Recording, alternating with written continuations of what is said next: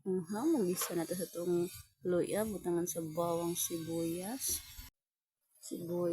ibutang na to itong lambay nga buhay pa, musukol pag yun ka ha, lutoon na ka, uy, sudanon na ta ka, kumpiyansa dira, di ba? Payo na to gamay, butangan na to sa tuno, ang duwag pala may anak ka ng kamotora, o di ba? Pugit kiday. Butangan pag yun nato kalabasa, ay perfect, para mas tinaw pa sa itong panan ng atong mga asawa. Charing, butang ko na to ka ng sangig ba, para pangpawa sa langsa, para ganahan o gan ka mukhaon, butangan pa sa sitaw ang hastang gwapaha, hawad pa sa nagluto, charing. O diba? Okay kayo. Ibutang pag yun na to ang pinaka-finalize nga tono, o diba? Perfect.